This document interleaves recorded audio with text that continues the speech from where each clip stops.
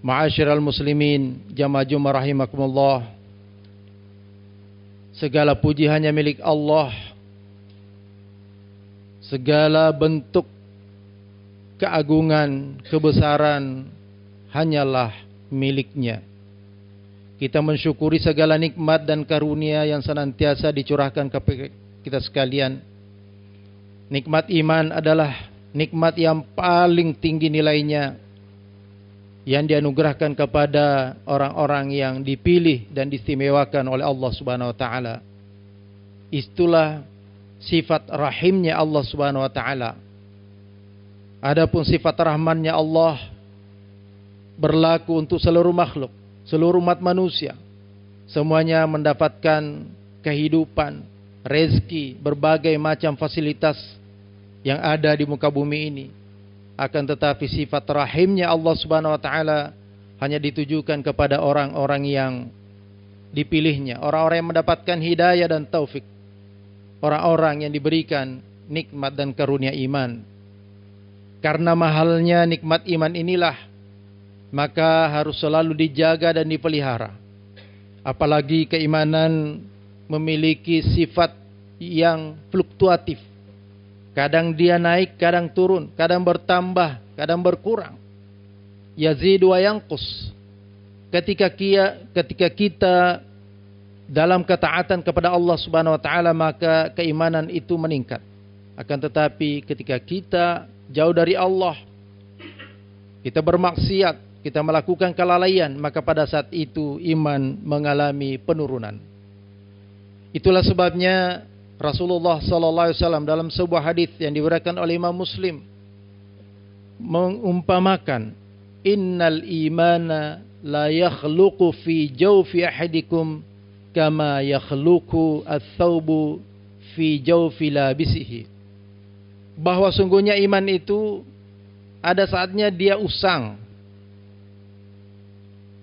dalam jiwa-jiwa kalian, sebagaimana pakaian juga mengalami hal yang sama. Kadang dia luntur, usang di badan orang yang memakainya. Fasalullaha ayyujaddidal imana fi qulubikum. Maka Rasulullah berpesan, mohonlah kepada Allah Subhanahu wa taala agar dia berkenan untuk memperbaharui iman-iman dalam jiwa kalian. Umar bin Khattab radhiyallahu anhu berpesan, jaddidu imanakum. Senantiasalah perbaharui iman-iman kalian. Ketika dia mengalami penurunan, segera stabilkan. Melakukan muhasabah. Dan Allah Subhanahu wa taala, Rasulullah SAW juga telah memberikan tuntunan kepada kita bagaimana kiat merawat dan menjaga iman agar tidak terus menurun, agar dia tidak mengalami gangguan dalam waktu yang panjang. Oleh karena itu Allah Subhanahu wa taala berfirman, wa dzakkir fa inna dzikra tanfa'ul mu'minin. Senantiasalah memberikan peringatan, nasihat, wasiat, karena sesungguhnya peringatan dan nasihat itu tanfa'ul mu'minin, bermanfaat bagi orang-orang yang beriman. Karena pada dasarnya agama ini adalah nasihat. Allah Subhanahu wa taala menyadari bahwa iman ini selalu mengalami fluktuasi. Dan ketika dia melakukan amal soleh pun juga membutuhkan motivasi agar tetap istiqamah. Allah SWT berfirman, innal insana lafi khusr illa alladhina amanu wa 'amilus shalihat wa tawasaw bil haqqi wa tawasaw bis sabr. Keimanan itulah yang melahirkan amal saleh. Amanu wa 'amilus shalihat. Tetapi iman dan amal saleh itu tidak akan mengalami gangguan. Oleh karena itu, wa tawasaw bil haqqi wa tawasaw bis sabr. Perlu selalu dicerahkan, disegarkan, ditajdid melalui tausiah, melalui nasihat, melalui tazkir, dengan berbagai wasilah tentunya. Ma'asyiral muslimin rahimakumullah. Yang kedua, untuk menstabilkan keimanan kita, Allah SWT berfirman, "Wa idza tuliyat 'alaihim ayatuhu zadatum imana." Orang-orang beriman itu manakala dibacakan kepada mereka ayat-ayat kami, maka imannya bertambah.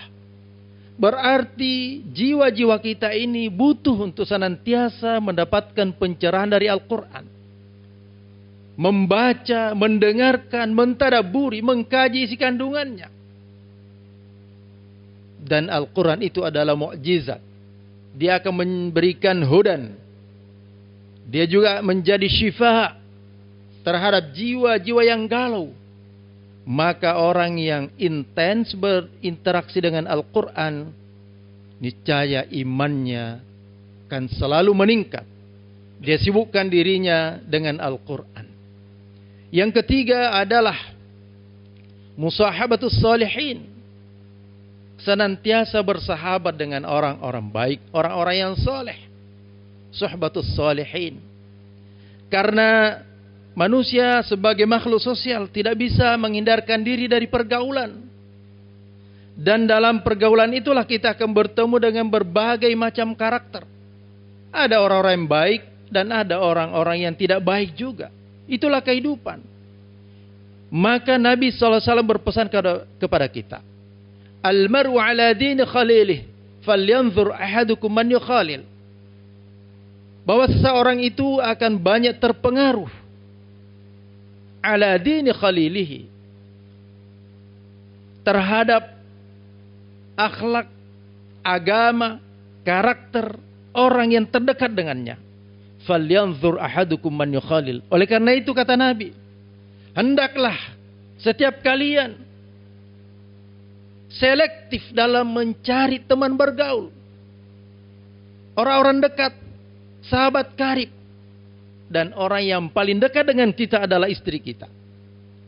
Adalah orang-orang yang bekerja dengan kita di sebuah instansi misalnya.